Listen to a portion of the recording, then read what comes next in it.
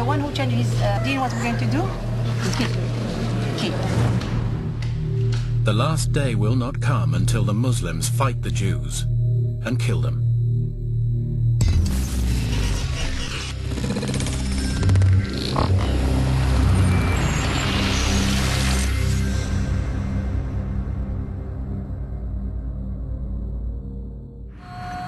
Our reporter, a Muslim herself, is going undercover in the most important and influential mosque in the country. London's Central Mosque, an Islamic cultural centre, usually known as Regent's Park Mosque, says it promotes tolerance and interfaith. We featured it in last year's dispatches, and the mosque promised to crack down on anyone promoting extremism on its premises. So she's going back to find out if they've been true to their word.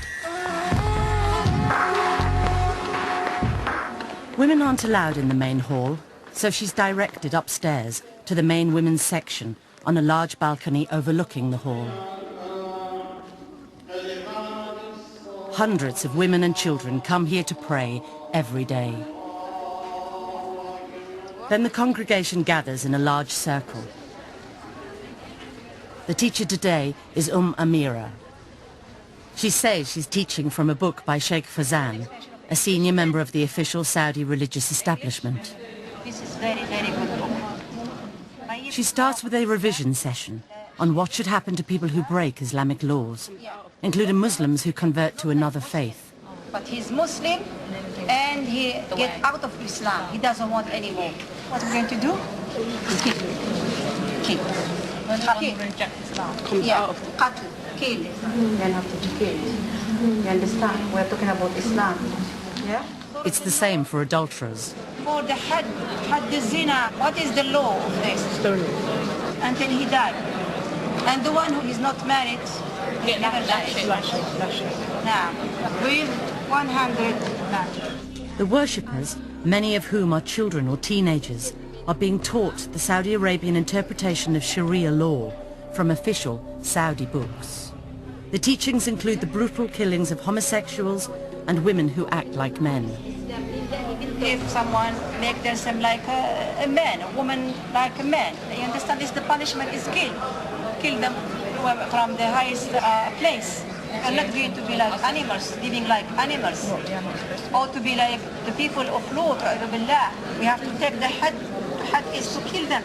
This causes a brief debate among the young students. One girl says they should also be stoned. With the punishment of, throw them from the highest point and then stone them. Another student says the punishment is approved by the Quran. Then we reduced him to the lowest of the low. So if you throw someone off a mountain, you are reducing him to the lowest of the low because they're falling off from a high place. In fact, punishments like throwing homosexuals from a mountain are nowhere mentioned in the Quran. It's a hardline interpretation taught in Saudi Arabia. Amira condemns terrorism and says these punishments will only be carried out in a future Islamic state under a Muslim leader, not in present-day Britain. حتى ما نقول احنا نروح نبدا نقتل في الناس لا هذا لازم يكون امير مسلمين ولما جيش المسلمين يقوى ويكونوا يحاربوا حتى الاسلام كله يعمل. This fundamentalist interpretation of Islam is being taught in Britain's most important and supposedly moderate mosque. Our reporter finds out where Amira has been trained. She says she's just finished 3 years of study at Medina Mosque in Saudi Arabia. It's the second most holy mosque in Islam, and its imams teach Muslims an interpretation of the faith known to some as Wahabism. Amira teaches what she says is an important principle in Islam. A Muslim must hate as well as love. It's not enough that you worship Allah, we have to also, in our heart, hate what Allah subhanahu wa ta'ala, please to Allah, and love what Allah subhanahu wa ta'ala. She says this principle relates to living with non-Muslims. Hate what displeases to Allah, especially when living with this country that's non-Muslim. And asks a worshipper to read out a verse from the Quran, Stand up and raise please. which she says is about relations between Muslims and non-Muslims. Verily, we are free from you, and whatever you worship besides Allah, we have rejected you, and there has appeared between us and you hostility and hatred forever until you believe in Allah alone. Mira says it means Muslims must separate from non-Muslims. You understand, sister? Islam is the tabarruq min al-shirk wa ahli, the people who do the shirk. Any questions? After the lesson, our reporter approaches Mira to ask her to clarify her teaching. You know, when we talked about the love and enmity for Allah, how do we apply that? How as a Muslim do I apply that? Yeah. Muslims should show good manners to non-Muslims and can try to convert them to Islam, but cannot befriend them.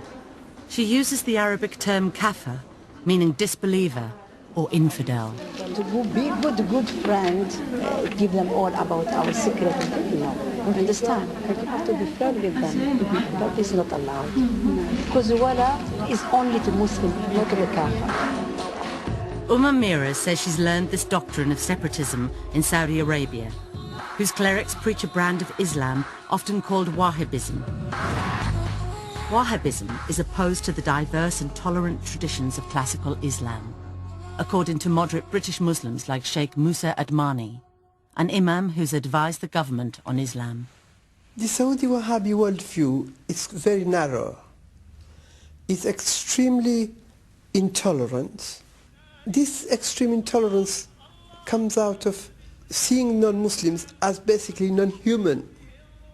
Intolerance, hatred, dislike, this is not Islamic teaching at all.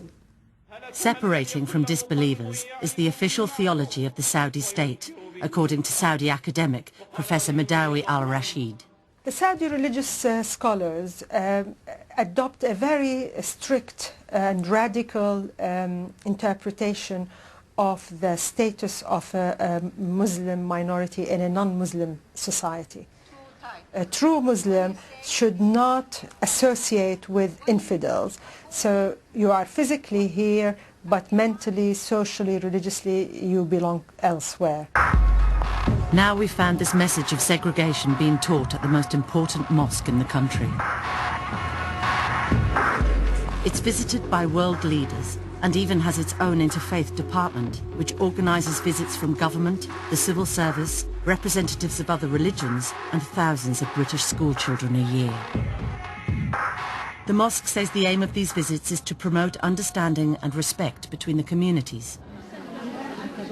Our reporter is filming as some of the interfaith groups are brought into the women's area. So this is what we have in our heart. It's just on this occasion, Mira meets them. Let me know how to reach the right way. On another occasion, a group of non-Muslims is invited to sit down with the circle. The preacher promotes Islam to them, but talks politely about other religions too.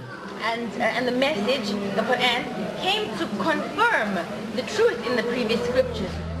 But as soon as the interfaith group leaves, the same preacher's tone changes completely. She now says Christian teachings are vile. And we feel nothing sometimes going past the church. We don't look at it in disgust and think, subhanAllah, what are these people doing in there? What they say with their tongues is so vile and disgusting. It's an abomination. Like the other preachers in the circle, she says she's teaching from the works of the Saudi scholars. In this case, Sheikh bin Baz, a former Grand Mufti of the kingdom. The teachings include that a Muslim cannot be tolerant of other religions. He shouldn't just be indifferent and say things like, you go to church, I go to the mosque, let's all stay together like one big happy family and all be united as humanity. This is false, this does not work, this concept is a lie, it's fake, and it's a farce. The circle preaches for 8 hours a day on Saturdays and Sundays. Any woman who goes there to pray is likely to hear their preaching. Our reporter is told the circle was set up years ago by Mira, but while she's been in Saudi Arabia, it's been run by this woman, Salim. She too preaches Saudi teachings. She says she's met a Muslim woman who is too friendly to non-Muslims. When she sees a Kafir woman, big smile. When she turns around, she sees me there. Yeah. It's part of Islam, of the aqeedah, of the correct belief, that you love those who love Allah and that you hate those who hate Allah.